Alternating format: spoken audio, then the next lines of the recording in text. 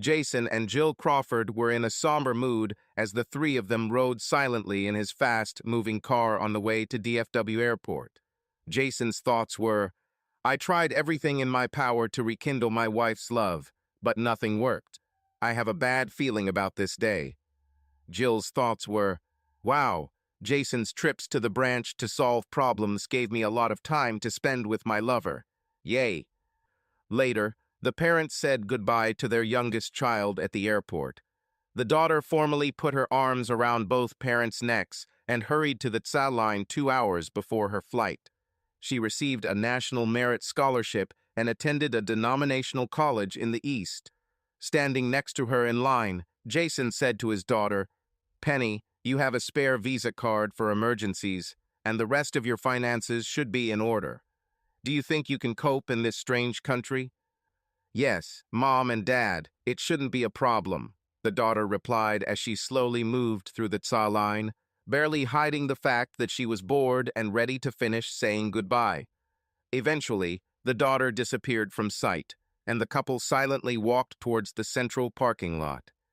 Jason thought, "How can Jill and I live together now, bumping into each other every day like strangers in our 4-room house, or will we actually stick to each other? I've long suspected that she was cheating on me with a teacher on the piano, and if this is so, then perhaps she will gather her courage and end our 22-year-long farce of a loveless marriage." Jill, returning home later, said, "Jason, our youngest leaving home is a milestone in our lives and in our relationship. We both know we haven't been happy together in a long time. I know we've both been trying, especially you, to get back what we had, but this cannot happen. I want a divorce." Her husband was not surprised, since he had long felt that Jill was unhappy, and a year ago he had mentally prepared for this moment. Jason Crawford, in his second career, was a computer systems specialist responsible for keeping insurance company offices in the region connected using high-speed communications. His nightmare was troubleshooting the proprietary software used by both the agents and the sales and accounting staff at each of the 12 branches. This complex software was developed in India by a company that is now defunct, and the crutch was his worst enemy, but it helped him stay employed. Each branch had at least one trained and experienced computer science graduate. Senior management was reluctant to transfer expensive software to another company, domestic or foreign. For budgetary reasons, the standard argument in board meetings was, "It's like throwing money away," so each branch continued to work, fixing problems themselves or calling Jason Crawford from the main office. Users complained about trying to get the computer to work every day instead of focusing on their tasks. That day in the car, Jason answered his wife, "I know you've been unhappy for 2 years or more, Jill, so now is as good a time as any to get a divorce. How do you propose to do it?" Jill was shocked and relieved how her husband took it. She thought, "This scoundrel doesn't care about anything. I wonder how he would react if I told him about Harrison, my lover. There's no point in telling him, because he'll only say, 'That's your problem, Jill. Not my damn that arrogant bastard, Jason. He's always so confident compared to most men.'" Then she said, "You wanted to downsize, so let's sell the house and divide everything in half. Make equal contributions to our children's education, okay?" Jason responded, "That sounds fair to me. I'm traveling to Fort Worth tomorrow morning, and I want to be in our office there by 8 a.m. Have our attorney prepare our motion, and we'll discuss it when I get back late tomorrow." During the day, she replied cynically, "Yes, dear, I'll take care of it, like I always take care of everything else." Jill was an actuary and hoped to soon become a partner in the international firm that employed her.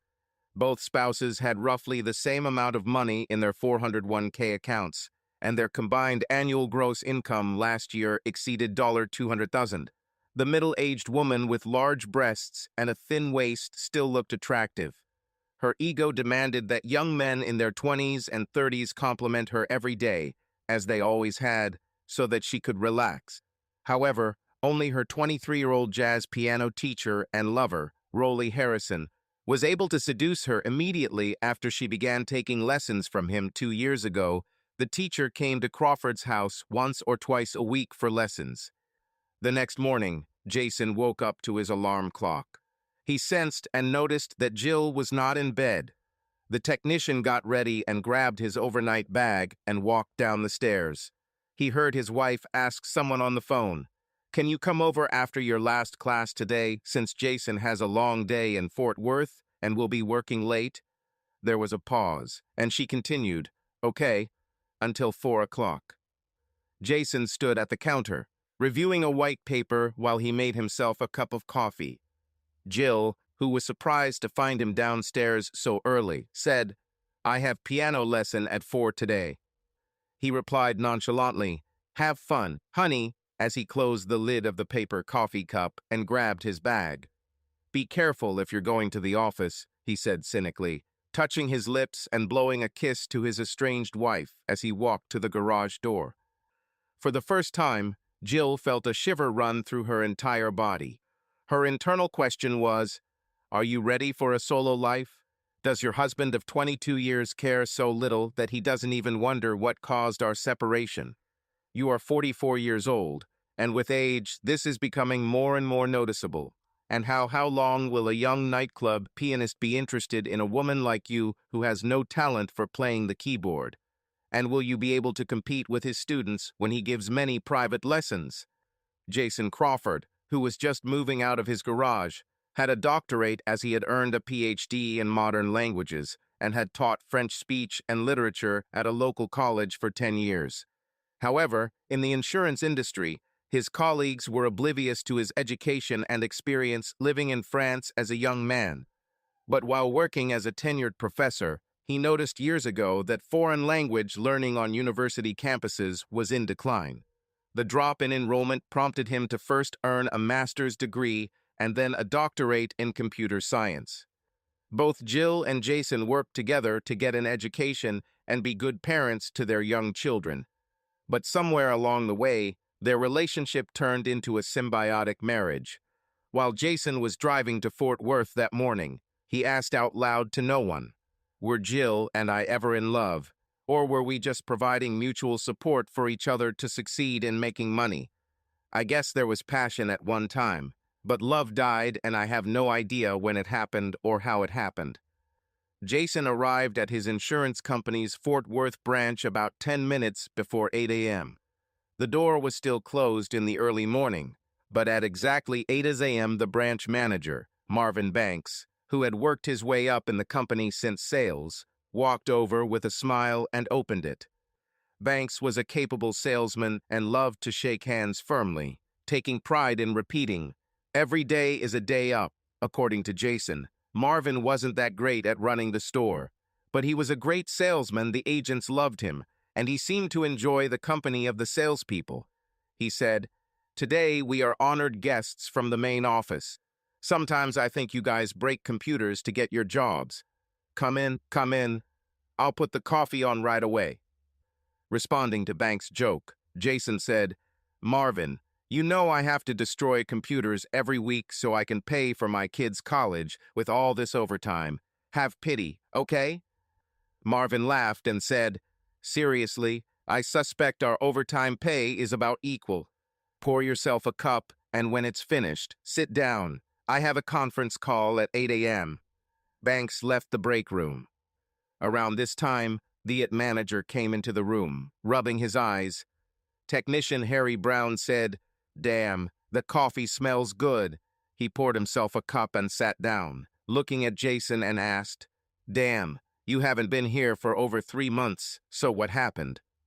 Jason smiled and told a couple of jokes, then said, "The chief information officer noticed that there were almost no complaints about your proprietary software running on laptops or desktops. She wants me to find out what you're doing here, fix it, document it, recompile it, and distributed it to every site." Harry Brown exploded. "Tell her that if she allowed every place to hire enough technical staff, no one would have any serious problems." Jason said, "Yeah, I'll make a note of that, knowing that writing to my congresswoman and talking to her will yield almost the same result. But so far, your system works more often than not, on workstations and the server. and you're using the same software that our famous CIO outsourced to India for development, just like everyone else. So what's the difference? At that moment, a strikingly beautiful Asian woman entered the room, smiled at the two men, and nodded in greeting, even to the one she did not recognize. She walked over to the tea and coffee machine and, ignoring the two men, poured herself a cup. She then left the room, sipping hot tea. Harry Brown said, "That's the difference. Just left the room, Jason." In this building, when she walks into a room, all of us men first admire her technical ability and then go into seduction mode. Oh, although she is a temp agency worker on a 90-day contract, she immediately started troubleshooting computer problems. Then Marvin Banks brought her to work for me. I, along with half a dozen other men in this building, have been in love with her since she arrived here. Jason, I know you're an old married man, so keep your pants zipped up the sides. She's too young for you anyway. Harry, let's go to your office and talk. Once they were there, Jason said, "You and Banks are not authorized to hire technical staff." The it guy grinned condescendingly and replied, "I know that. As far as anyone in Dallas knows, she's just doing typing and files. Please don't tell her, okay?" A visiting it manager said, "Damn, Harry, using a paper scribbler as a technician makes no sense at all. If news of what you're doing gets back to your boss, you'll..." Harry stood up, angry, and said, "So be it. We have a problem, and I solved it. Hey," suddenly sitting down again, "I remembered something. You speak French from your previous life, right?" "Yeah, I lived in France and taught French language and literature for many years while I learned how to hack computers. I finished my education and got this real job. So what?" Harry smiled as if he had just solved the national debt problem and said, "Jason, her English is about the same as my French, almost zero. But you could understand her explanation of the problems in the code and her fixes, and you and Annie could document it and recompile it for use in all branches. Then you could persuade the management to pay her a large bonus.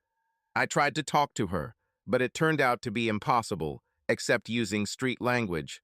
But you and she could defend the defective program." Jason said, "I owe you one. Harry, would you mind introducing me to Miss Annie? Then could you work somewhere else for a while?" After nodding in agreement, the local IT specialist left. 3 minutes later, Harry and Annie entered through the open door of Brown's office. Jason stood up, and she walked like she was on the runway of a fashion show. During the introductions, Jason received his first shock. She walked up to his side of the table uninvited, straight to the head office guru, and extended her hand in greeting. The charming smile did not leave her face. She radiated warmth as she looked Jason straight in the eyes, showing him her dazzling white teeth, and said, "Thank you for talking to me, Mr. Crawford." Jason sat up, gripping the table, and motioned for her to sit across from him, while Harry politely excused himself and left the room. Jason smiled and began speaking in French. "It's nice to meet someone who sees a problem and solves it without waiting for instructions. This office is very lucky to have you hired by a temp agency. How long are you scheduled to work with us?" She replied, almost unaware that she was now speaking the language. "It's a 3-month, open-ended contract, and I've been here for about 2 months now." "How does Harry keep you busy day to day, now that our crypto installations of software for our users at this place are running most of the time?" She laughed and said, "Help support calls mean user training, and in between those rare calls, I'm teaching myself how to code on more than one platform, I think. Multilingual ability is the future. I'm also working on my English because I'm looking for a contract position as a software developer in one of the 4 languages I speak. Now I would be embarrassed to interview because of my English." He asked, "You've obviously looked at the source code provided to us by the departed developer. So what are a few of the main issues?" After a 2-hour technical discussion, Annie used the French version of the idiom. In short, the rapid access development tool was the wrong approach, and they created a crutch. Your company didn't get what it paid for, Mr. Crawford. I corrected the code in 3 places, so at least he works most of the time in the Fort Worth office. Jason asked, Wow, the CIO, we call her Chihuahua, had a bad day when she signed the initial contract with the Indian firm. And maybe I'll have a bad day when I explain to her what a failure she caused indirectly, of course. Annie smiled at the older man and said, I don't envy you. Jason said, Can you go to lunch early and let me treat you?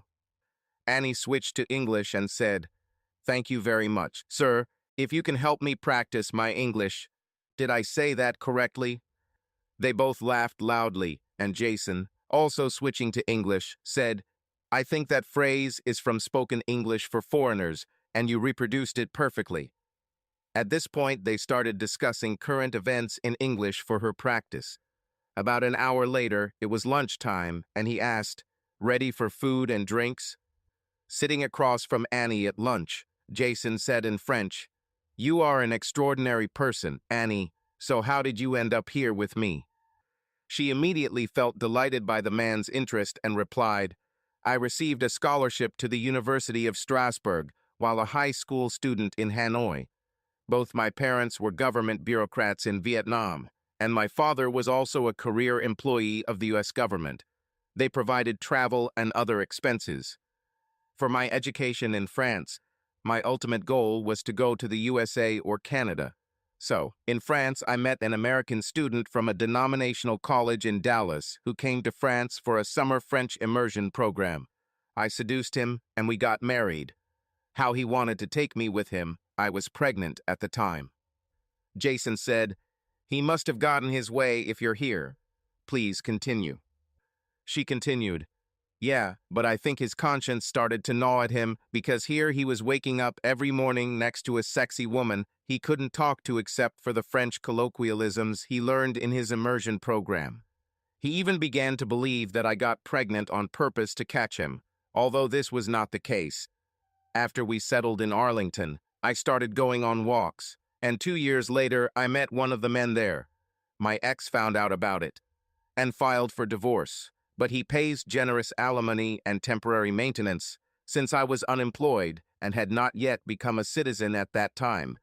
I was essentially unemployable because of my English, so with my ex's checks and being modest, with my mom's death benefit from the U.S. government, and working through an agency, I'm coping.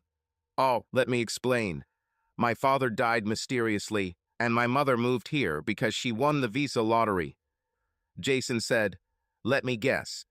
Your father was killed by his government because they found out he was working for our government, and our government took your mother out of Vietnam. Annie winced, an almost worried look on her face.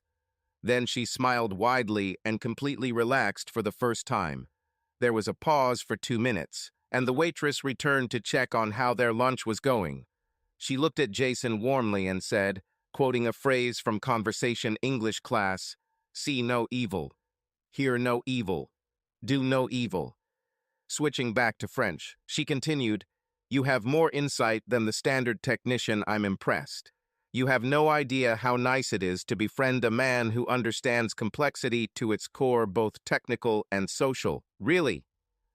Jason suddenly felt an uncomfortable urge to hug this late-20s woman and said, I'm different from most men in that I have a background in both the humanities and engineering, so my perspective is different. But it's late, and I need to take you back. To the office. Where do you live, Annie? I drive 17 miles each way from Arlington every day because my ex got a job there to go to grad school. Jason asked, Would you mind driving into downtown Dallas if I could arrange it with the CIO? It's about the same distance. And you could drive or take the light rail to our office. Annie thought, I haven't had any experience meeting interesting people in North America until now. But here's finally an exception. Jason is old and not very attractive, but he could help my career and become my fascinating companion. He could also become another male influence for my 5-year-old to spend time with me. I know my mom will be delighted with him because she likes determined, goal-oriented men. She smiled widely and said, Say the word, Mr. regional guru, and I will appear in your office next Monday. After Jason brought Annie back to the branch and kept his manners by talking about working with both Harry Brown and Marvin Banks, he headed back to Dallas in the light afternoon traffic. There, he went directly to his office. At 4:00 p.m., Jason was sitting across the table from CIO Chihuahua. The most embarrassing thing for Nancy Parks was that Jason, the man who now worked for her, had taught French 101 in her youth. Parks repeatedly dumped it because she just couldn't agree on a French verb. In those days, the little lady was widely known on campus as a sorority girl. She later changed her major to information systems and became a professional user of common office computer applications. She had a husband whom she never invited to corporate events and was working her way up from accounting clerk to executive level. She was small, spoke like a sailor, and the rumors around the office were that she had risen through the ranks thanks to her legs, wide and wisely spaced, and still beautiful. She strategically avoided taking responsibility for making costly mistakes, at least among the men who mattered around her on the top floor. Jason neither knew nor cared whether it was true or rumor, but he and everyone else was painfully aware that she was the wrong person for the job she was trying to do. Therefore, he and Nancy had an outwardly friendly relationship, although both were internally seething with disappointment in each other, since it was obvious that she would be his boss during his employment. Jason and Nancy discussed the details of his findings in Fort Worth for an hour, and then he said, "The comprehensive solution to our unstable software problem, I argue, Nancy, is to extend this Enyo's contract for another 90 days, but as a contract programmer, not an administrative clerk. The salary increase will motivate her, and since we both speak her native language, she will be able and willing to fix the errors while I document the server and workstation applications. After that, it will become a professional software, a level that we can all be proud of, including your colleagues here on the top floor." Nancy was initially suspicious of Jason's motives, but then asked, "How long have you known this Vietnamese lady, Mr. Crawford?" He looked at his watch and replied, "It's been about 4 hours or so since I met her. Marvin Banks hired her as a clerk, but when she started troubleshooting workstations, he transferred her to Harry Brown, where she has been working for 2 months. Nancy, I'm willing to risk my career on the ability of the two of us to turn proprietary software into a professional-grade application that we can all use without fear of our computers stopping working." The CIO thought, "God, what an exciting idea, and this idiot can do it." She said, "Wait a minute, Mr. Crawford." She brought up the spreadsheet on her screen and stared at it for a few minutes, taking notes, and said, "Okay, Jason, you and—" She paused, looking at Annie's name again, and continued, "Miss Enjo has 90 days to implement. This is the miracle you are talking about.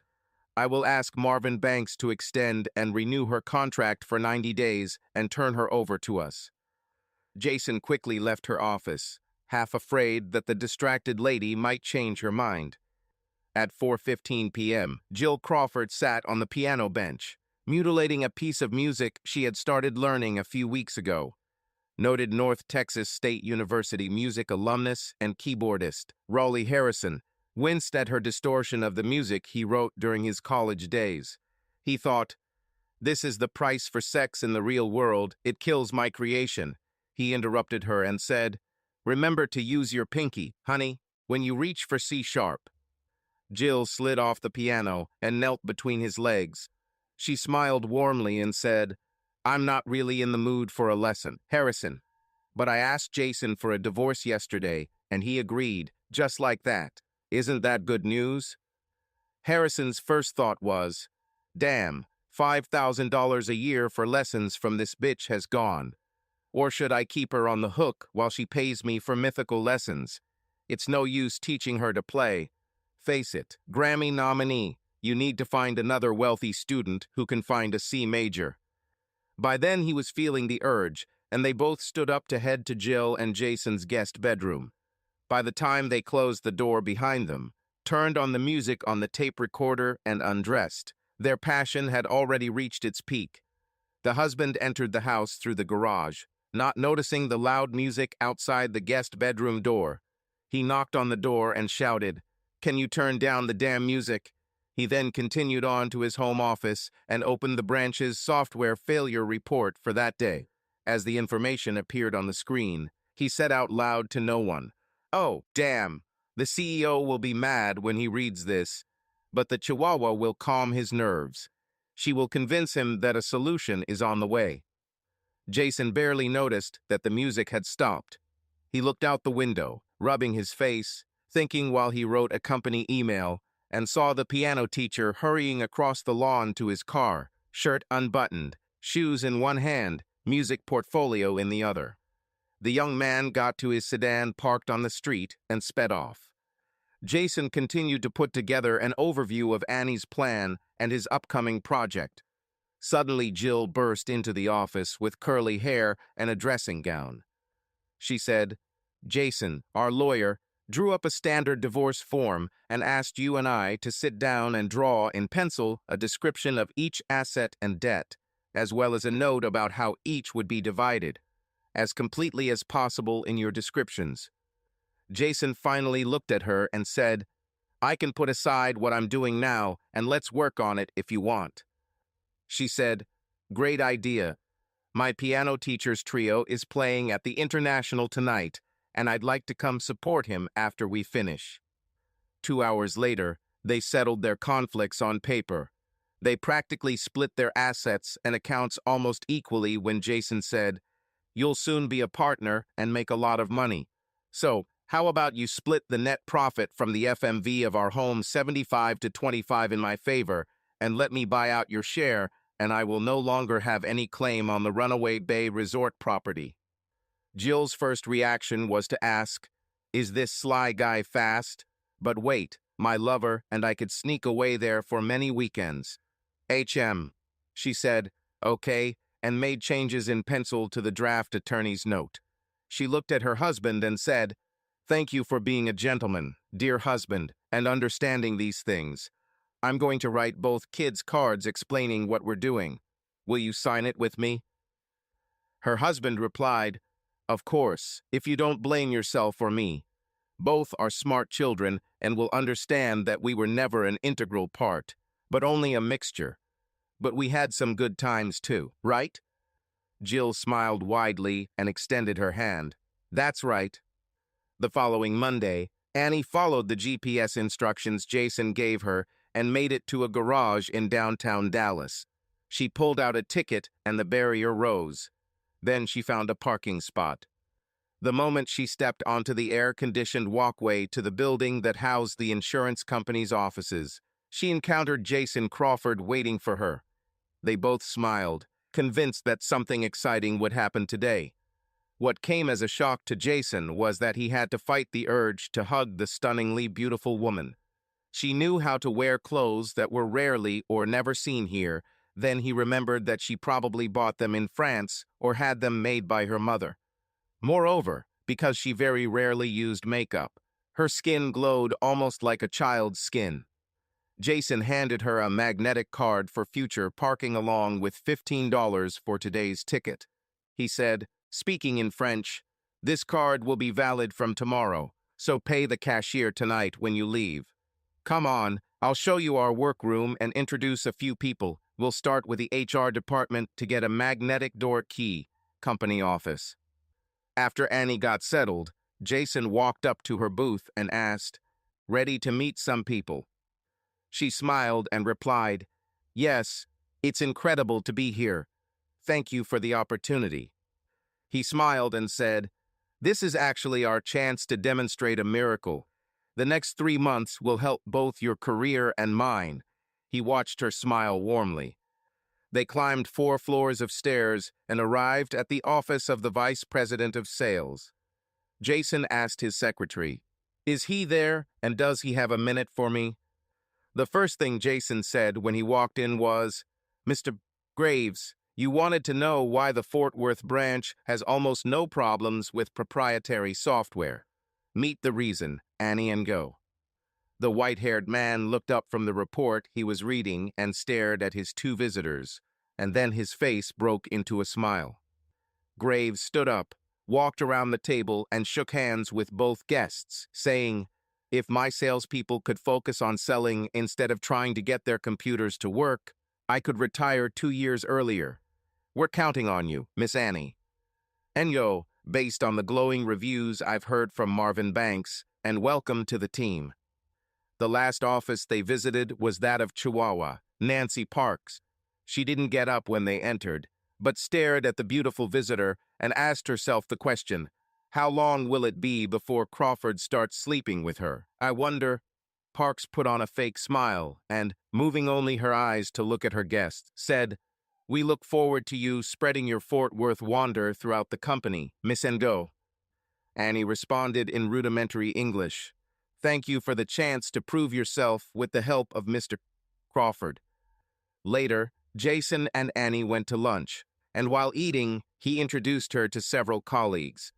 The afternoon flew by as both were now working in the small conference room planning their project. Sometimes employees looked in the door with a surprised look because they heard them speaking French. Later, it was already about 18:00, and the day passed unnoticed for both.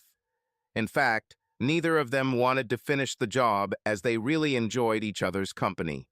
Jason said, "Traffic gets quieter after 6:30 p.m. Annie, let's finish after we've mapped that stage, okay?" The next day, Jill Crawford took the day off from work and visited her lawyer's office first. Bart Masters, their regular lawyer, couldn't see her because of the paperwork, so his young protege, who had gotten his bar a year ago, came to her. Anthony Baker met Jill when he was preparing the Crawford's will. "Hello, Miss Crawford. Your lawyer is interviewing someone and has asked me to review your proposed division of property that will be part of your and your husband's resolution." They sat at a small conference table, and he went over each item while Jill sat next to him and described everything verbally, and Anthony took notes. He put down his pen and turned to Jill, embarrassed but with a big smile on his face. Beads of sweat appeared on his forehead as he asked, "Can I take you to dinner tonight? My workday is full." Jill thought, Harrison is performing in Austin, so why not?" she said. "Anthony, for obvious reasons you can't pick me up at home, so why don't I pick you up?" The young lawyer said, "Wow, Santa Claus is back in business. Here's my address and phone number. So how about 7:00 p.m.? Jill asked herself an internal question. I like seducing these strong guys. Am I a slut? I don't think so, but I like the feeling. At 6:45 p.m., Jill pulled up to a luxury high-rise apartment complex. She said into the emptiness of her car, "This building is right in the middle of the North Dallas club scene and will be convenient for Harrison from NSU for many of his students and performances. I'll rent an apartment here after Jason and I vacate the house." After Anthony and Jill had a delicious seafood dinner and returned to his downstairs apartment, they were sitting on his couch when Jill suddenly took off her blouse and unclasped her bra. She said, "Anthony, you could barely concentrate on eating, but you kept your attention on my chest throughout dinner. Merry Christmas. Enjoy."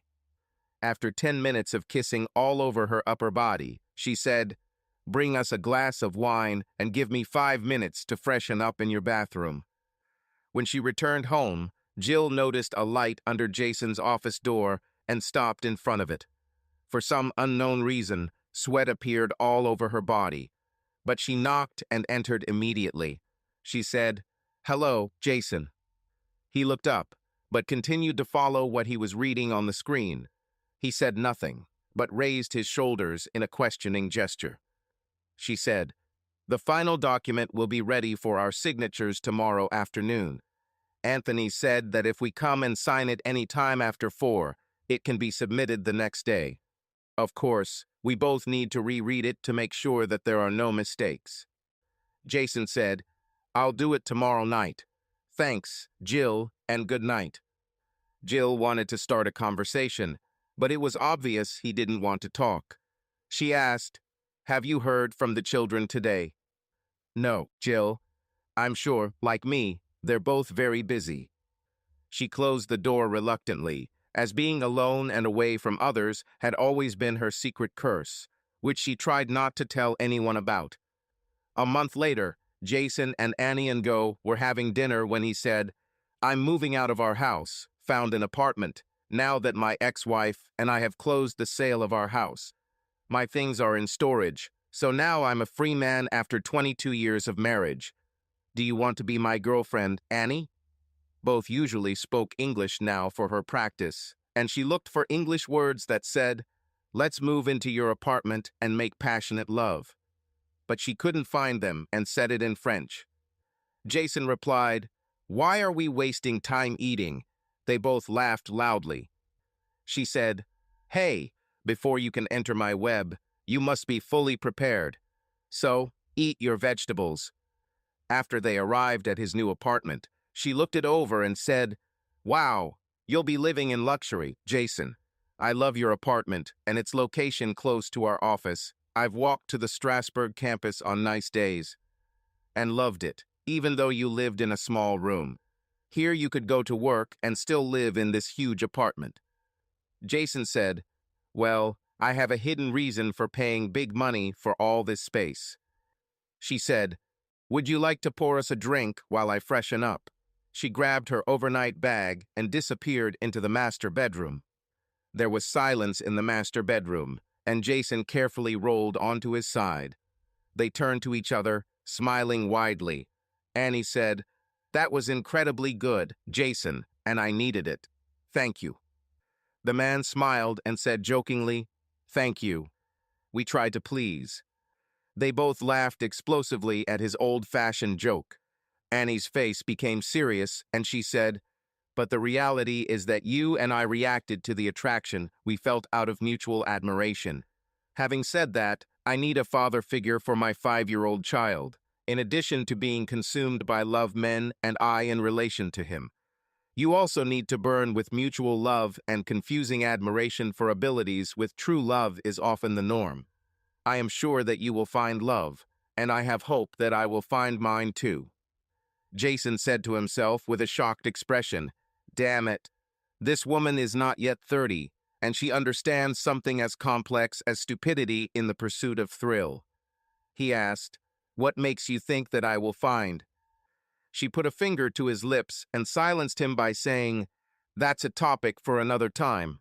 Can we change the subject?" He smiled in surrender and said, "Okay, lead the way, leader." She hesitated for a moment, as if she wasn't sure whether to pursue the topic, but finally said, "It's time to tell you my ulterior motives for seducing you, Jason." Crawford looked puzzled and said, "Is there something you want to tell me?" She replied, "I want you to invite me to stay 1 or 2 nights a week, because I hate the 50-minute round trip from Arlington and Mom loves taking care of Marcus every day." This revelation was a bit of a shock, although they became close friends. He was amazed that the woman wasn't telling or implying a lie, but disappointed that the reason for her request wasn't because he was an attractive man. Jason said, "Of course your words make sense. I now realize that I was crazy about you because of your exceptional abilities, and after some reflection I would remember that my marriage 22 years ago was due to mutual admiration of abilities with my university sweetheart. Admiration is not love, and here I am, after years of loveless marriage, ready to jump into a relationship like this again. Thank you for helping me understand this." There was silence for a moment as both smiled at each other.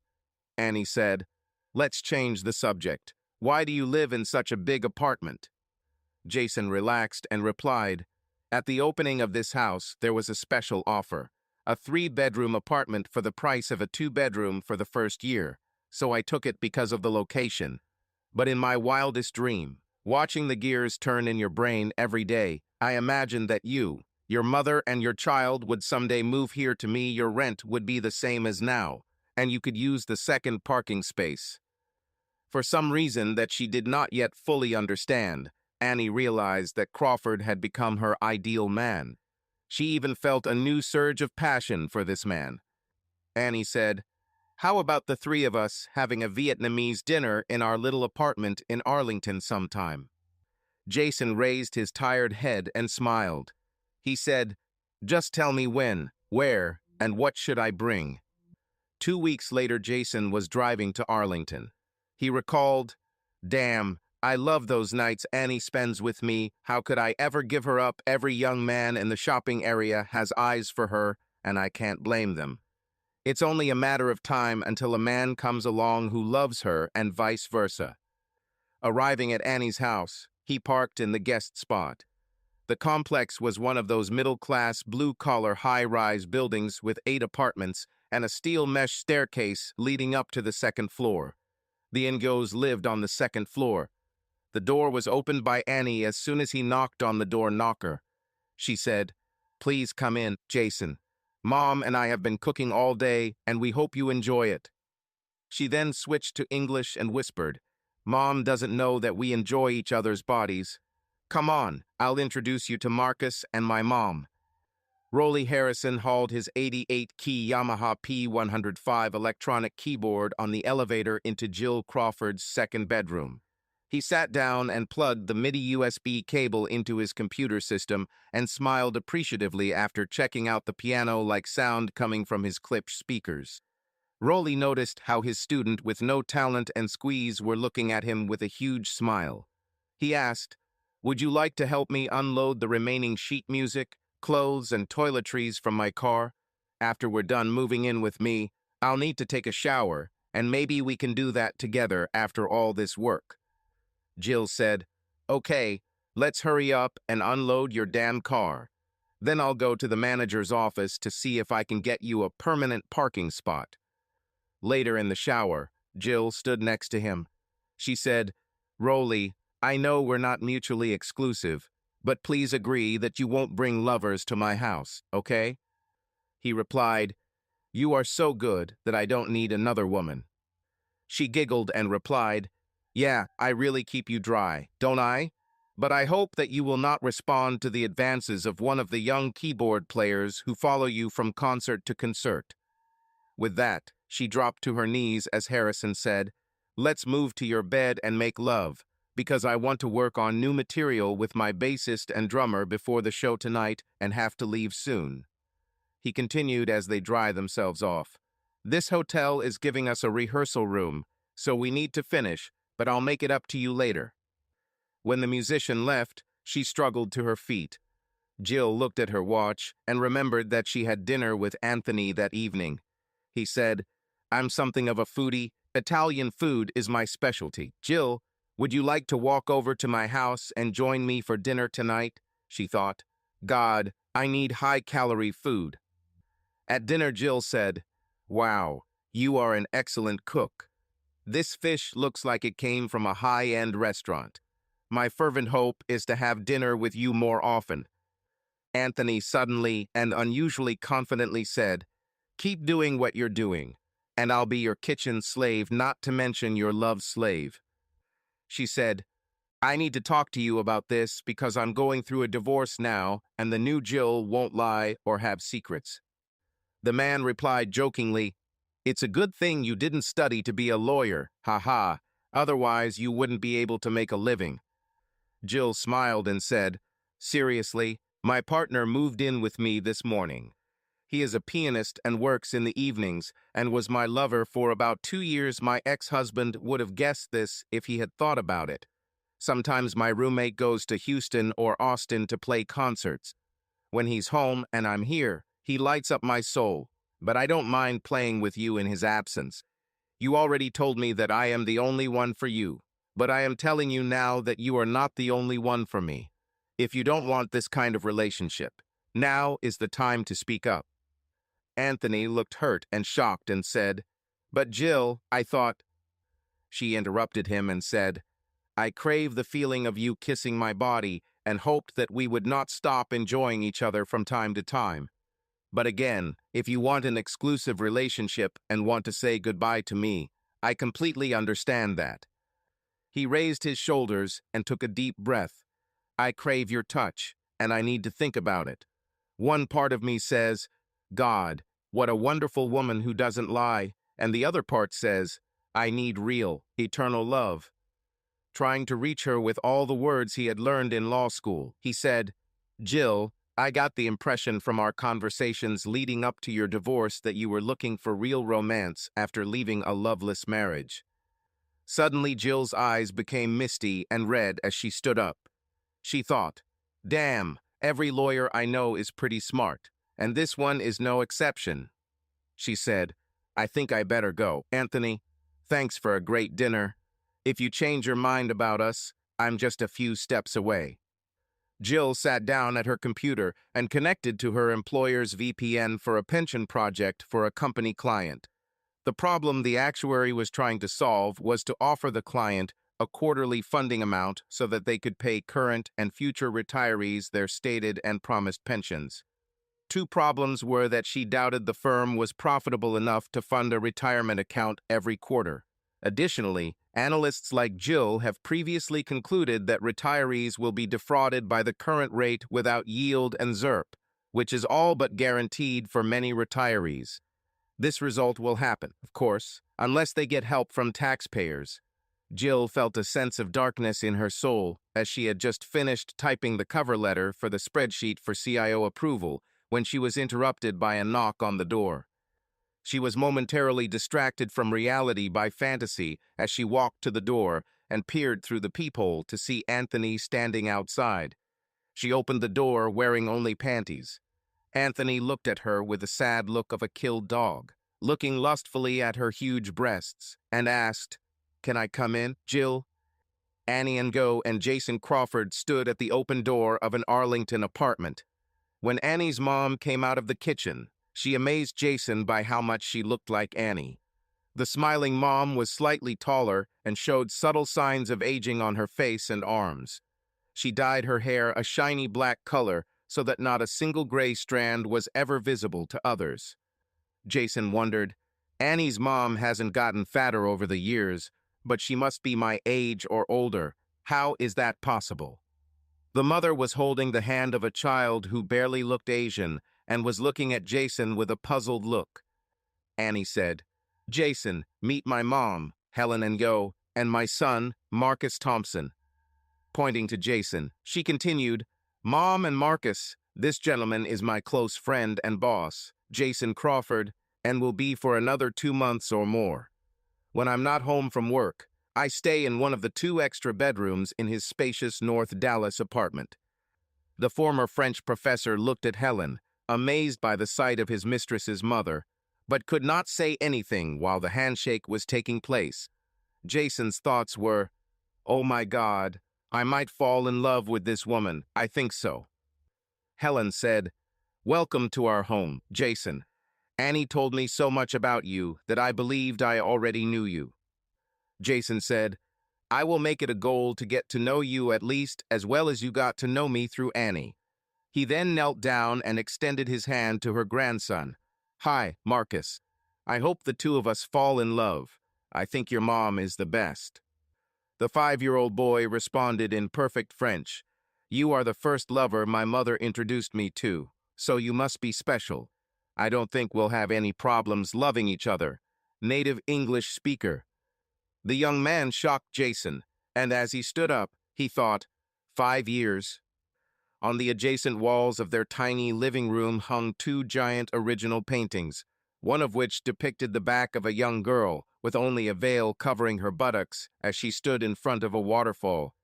Jason walked up to the painting, stunned by the tingling effect it had on him, and said, "I love this painting oil on canvas, right?" Helen replied, "Yes. I drew Annie drying herself in front of this waterfall.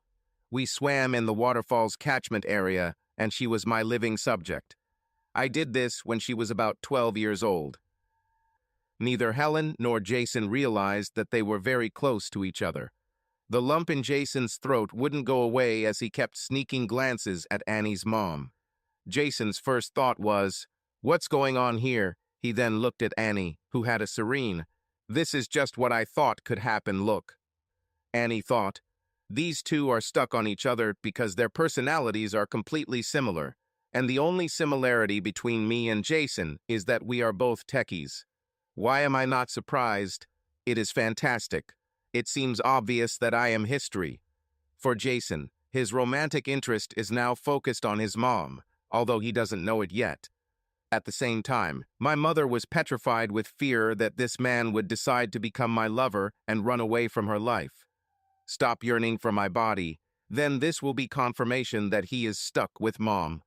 Do it, Annie. There was silence for a moment, and Annie continued. Mom is the president of the Mid-City Artists Association. Trying to carry on a conversation while the two 40-year-olds looked at each other, she continued, Marcus spends alternating weekends with his father and is already fluent in French and English at preschool.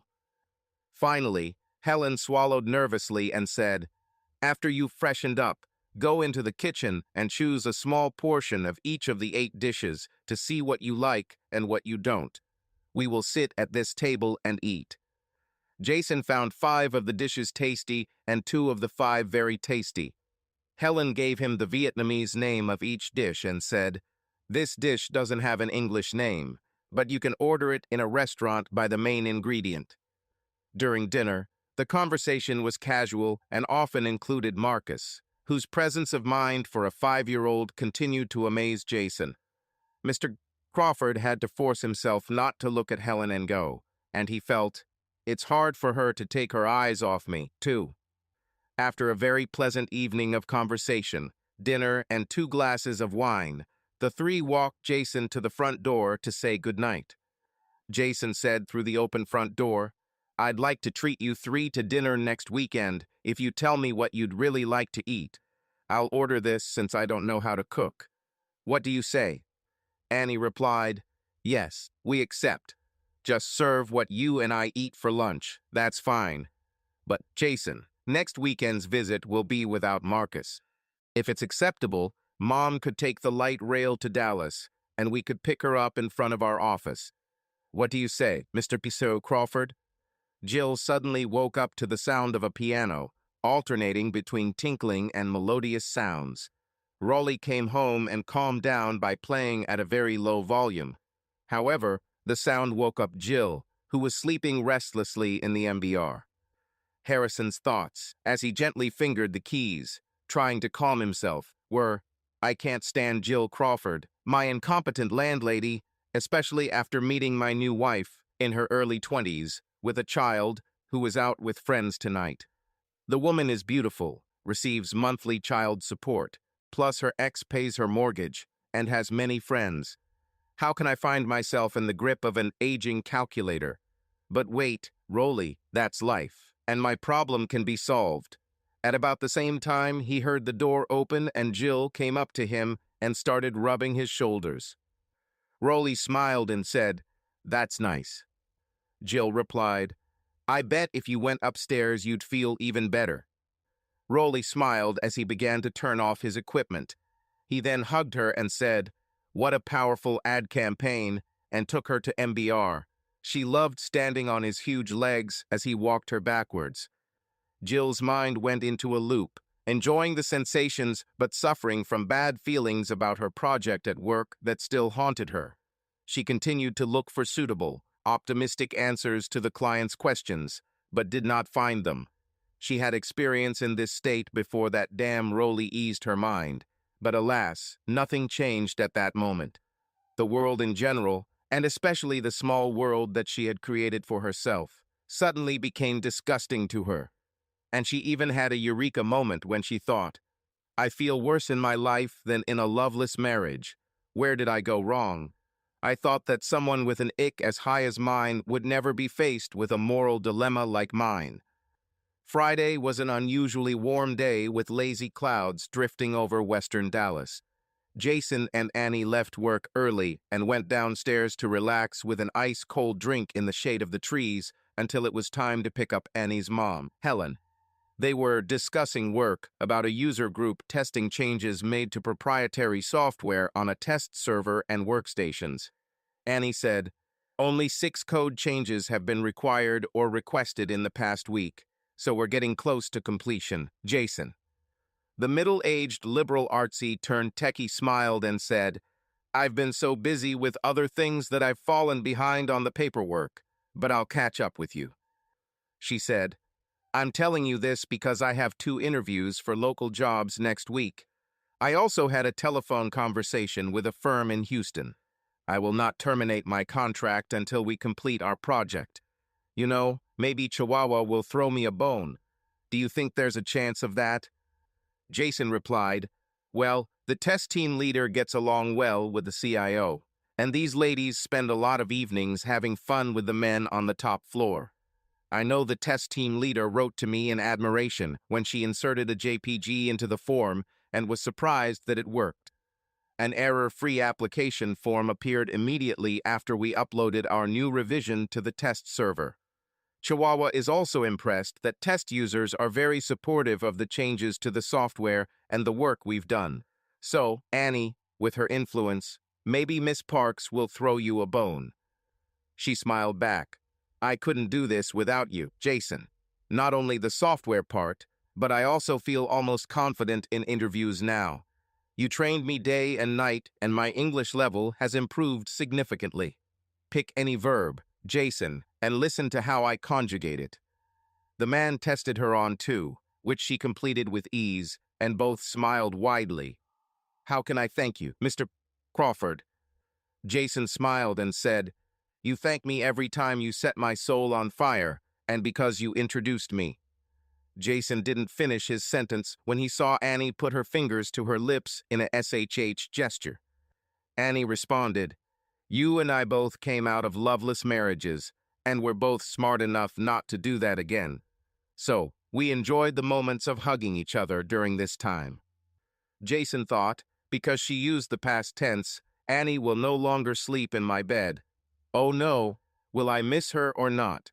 This woman used 2 Native Americans to get here before she met me, and then used me to prepare for the job market, and I have to admit, she gave me back my youth in return a great deal for me. He involuntarily raised his margarita glass in tribute to her, smiling quietly into her eyes, and continued his thoughts. I hope she finds someone on her level to love and be loved. Her mom and her dad before must have been unique people who taught her the work ethic and survival skills from which her mountainous self-confidence, not to mention her abilities, stems, and they passed on a good set of genes to her. She became who she is by achieving her goal, even growing up in a collectivist environment. He looked at his watch and said, Annie, thank you for being in my life these weeks, but it's time for us to pick up the car and meet your mother at the station. Later, her mother approached them on the platform with a big smile. Jason then noticed that Helen was wearing a dress identical to the one Annie was wearing today. Autumn colors, worn by women on a cool day, perfectly emphasized their figures. A smiling Jason concluded, Annie's mom designed and sewed these 2 dresses herself. Clearly, this middle-aged woman's artistic ability is her forte. As the older lady came closer, Jason's throat formed again, and he clenched his pants tightly to keep from grabbing Helen and kissing her hello. He noticed that she was holding a small bag and purse with her knuckles white with exertion.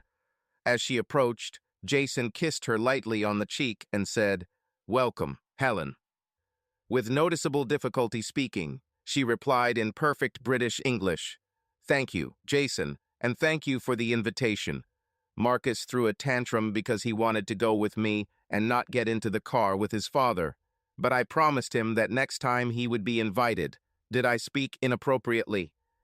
Jason relaxed and said, Not at all. Of course, Marcus or both of you can visit me at any time.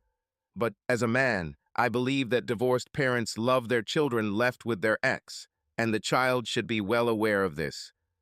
She replied, I agree, and this was exactly my argument to convince him to go with Dad without hysterics.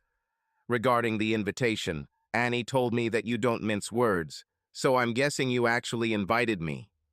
He held her free hand, looking straight into her eyes, and said, Yes, I never waste words. Changing the subject, he continued, Okay, ladies, who's in favor of going home and enjoying a glass of wine before dinner from the catering service arrives? Since you didn't order, we'll have the BBQ meats, sauce, and vegetables separately in case anyone doesn't like the sauce. Once the trio arrived at Jason's apartment, they playfully drank wine, ate dinner, and chatted. Annie said, I'll say goodnight and go to my workroom. I need to make changes to my resume and search Monster again for the perfect job. Jason said, Good night, Annie. I hope you and your mom will be comfortable in the full-size bed there. She kissed him on the cheek and said, I have no doubt that we will all have happy dreams. Left alone, Jason asked Helen, Will you tell me about your late husband? She said, Yes. We tried to conceive a child for over a year and finally succeeded. Tan loved our child so much that he spent every free moment with her. My husband and I spoke French fluently and taught her from an early age. Basically, he was an example to her, and she adored him growing up.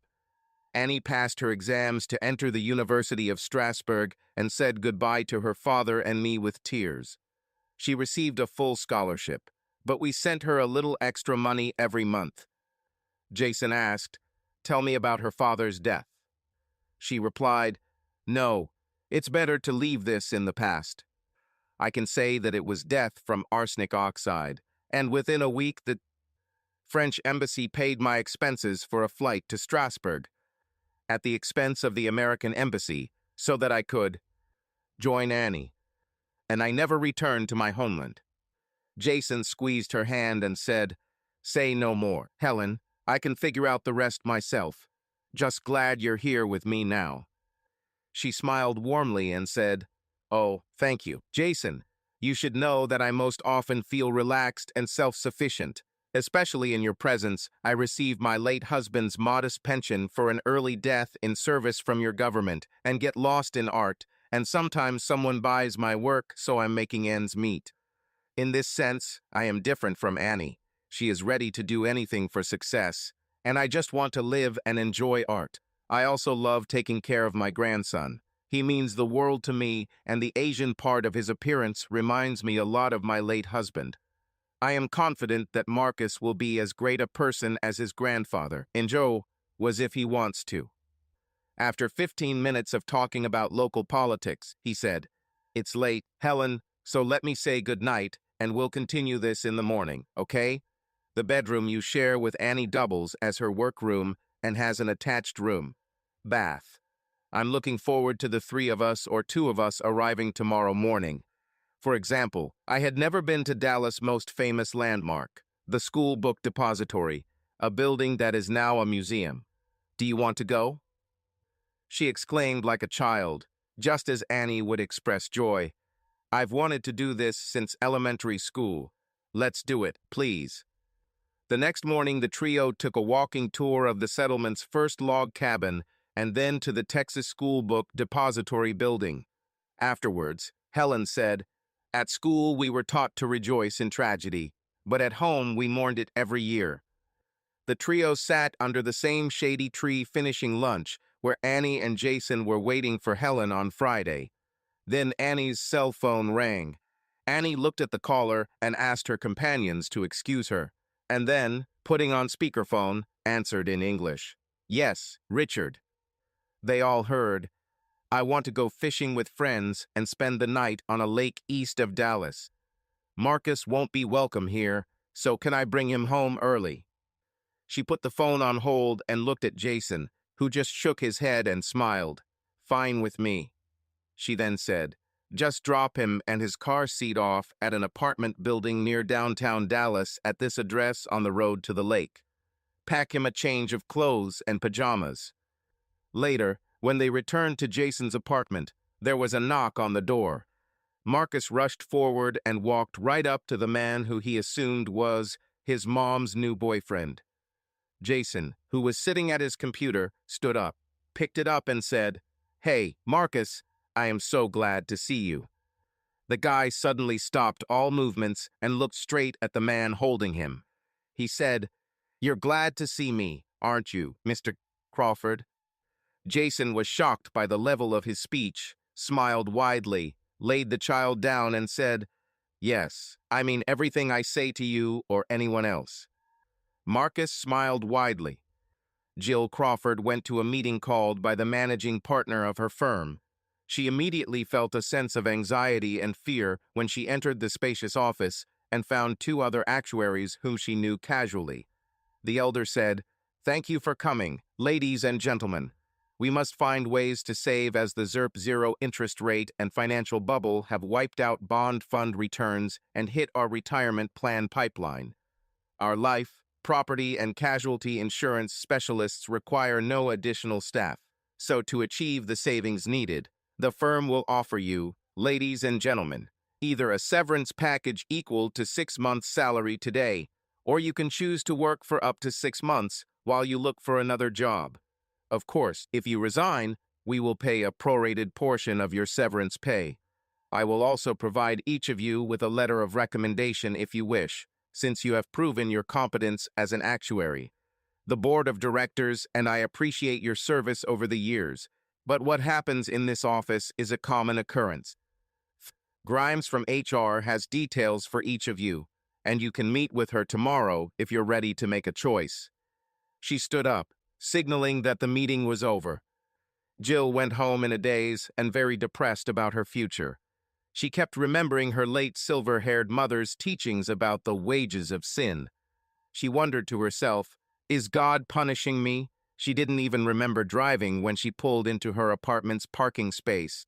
She noticed that Rolly Harrison's car was parked in its place, and immediately felt the excitement of a meeting that would put aside the heavy reality that was weighing on her, at least for a short time. She walked into her quiet apartment and then walked over, pressing her ear to Rolly's bedroom door. There were none of the piano sounds she was used to hearing when he composed or taught. But she waited, and then heard a young female voice say, "Oh, Rolly." Jill threw open the bedroom door and squealed. "Damn it, Rolly.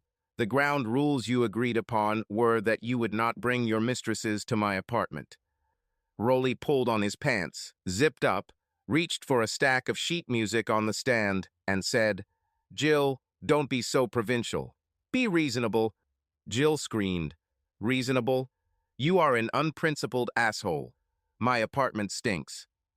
Jill slammed the bedroom door, walked down the hallway, and crashed into a chair at the dining table. Her introspective thoughts ran wild. "I would like to talk to my mother. Maybe I'll go to hell for this. What have I done to my husband and my marriage, not to mention my children? When and why did I stop loving my husband? Jill, you're crazy and need help, but no one can help. What are you going to do 6 months after you're unemployed?" She suddenly sat up and said to herself, "I know what I will do. I will get Anthony to move in with me, and I will do it so that he will do his best to support me. I need to maintain a small waist and large breasts, and he will happily become my slave. Everything will be fine, Jill." Then another inner voice said, "This puts your problem aside for a moment, and then what? You are about to turn 45 and the wrinkles on your face are becoming pronounced." She slammed her fist on the table. Life was so cruel to her. Over the next 2 weeks, Rolly persuaded Jill to let him stay with her a little longer while he got back on his feet. Jill later said to Anthony, "How would you like to break your lease and move in with me?" He replied, "You mean sleeping on the couch listening to you and this musician play?" "Yes, Anthony, if you did that, it would be a perfect world for me. You could still enjoy my body as much as you want." The young lawyer was shaking with anger when he suddenly stood up to find his clothes and said, "Go to hell," and abruptly left the apartment, slamming the door. Her embarrassment, pain, and shame at that moment were the most intense in her entire life. A month later, during which time Anthony had not returned to Jill's apartment, she was struck by a harsh reality. You will soon be unemployed, and there will be no one to pay your bills. Later, she sat with Rolly while he enjoyed the dinner she had prepared. She said, "My job ends in 5 months. Severance pay started a month ago. For the past month, I've been throwing out my resumes like confetti with 0 responses. I'm worried about my future." Rolly looked at her, chewing a mouthful of steak. The look on his face was, "Why bother me with your problems?" And he said, "Well, Jill, I'm sorry to hear that. I was going to pay you the balance of what I owe on last month's rent on a Sunday, but my week's gig ended after 3 nights, and we often played to an empty club. So this whole thing is hard. The next week, Jill came home to find that Rolly had moved out with a month's rent unpaid while she was working in Houston. His 2 keys lay on the dining room table. There was no farewell note. The Chihuahua walked into Annie and Jason's workroom with a smile. Annie was working on her resume alone. The CIO said, "My team and I want to buy you lunch today. Annie, are you ready?" Annie smiled and said, "Great, thank you." At one point during lunch, the chief information officer stood up and said, "Annie, every site reports no errors when using your modified proprietary software. The board and management thank you, and I thank you. I even managed to negotiate a small check for you from the CEO, and I swear alligators were flying when he approved it." There was laughter around the table. She handed her the check as the ladies and gentlemen laughed and applauded Annie and the chief information officer's joke. After work, Jason flew in from Oklahoma City later that day and parked in his reserved spot. He then noticed Annie's car in its usual numbered spot. He smiled and quickly headed to his apartment. Helen, Annie, and Marcus stood at the door with smiles. The temporary worker said, "Surprise, Jason, I got this nice bonus from Chihuahua today, and thanks to you, I'm treating us to dinner tonight." Later, the wine flowed freely and laughter echoed among the adults, while the youngster focused on playing on his iPad. Jason noticed that Helen had drunk a little too much. Annie, who had also had too much to drink, said, "Jason, I have a secret. Mom wants to spend the night with you in your bed. You do not mind? Hee hee." Jason, being completely sober, replied, "I don't mind, but I'd rather your mom tell me that, wouldn't you?" Annie said, "Of course you're right. Forgive me." Changing the subject, "I've been offered a job, but I don't like the starting salary in this industry, so I'll wait before responding. I should probably get 1 or 2 more offers. My last paycheck from the insurance company will be next Friday, a week from today." That night, Annie and her mom went to sleep in Annie's workroom. Jason lay there for an hour, staring at the blades of the Casablanca fan as they slowly rotated above him. He found himself unable to sleep as he tried to sort out his feelings. Do I love this woman, or do I simply admire her daughter's extraordinary abilities and transfer them to her mother? The next morning, everyone apologized for yesterday's drunkenness, but no one spoke about Annie's careless statement. On Saturday, the 4 played card games again. Jason was amazed at how advanced the 5-year-old was at games of chance and even games that required skill. He thought, "Wow, these people are part of my life now." Everyone went to bed after watching a 40s movie, and once again Jason was staring at the ceiling. He suddenly stood up and went to Annie's room, knocking on the door. Annie opened the door and stepped back, allowing Jason to enter freely. The middle-aged man walked up to the bed where Helen lay and smiled at her as she smiled back. He asked, "Would you like to sleep in my bed, Helen?" Helen smiled as she took his outstretched hand to help her up. The 2 40-year-olds walked into Jason's bedroom holding hands while Annie continued learning how to program in Swift.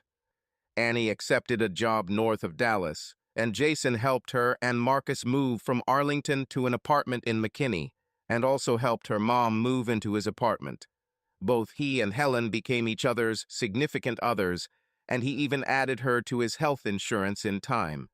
Helen turned the second bedroom into an art studio, much to Jason's delight. Jill was unable to find work as an actuary, but took a job as a financial analyst at a significantly lower salary when her job ended. She enjoyed the company and love of some young men for a short time, but less and less as the pages of her calendar came off. She often looked at old family photographs. Subscribe to our channel so that your second chaff doesn't cheat on you, and go ahead and listen to the next story, because this story is nothing compared to the next one. If you're under 18, don't even think about listening to the next one.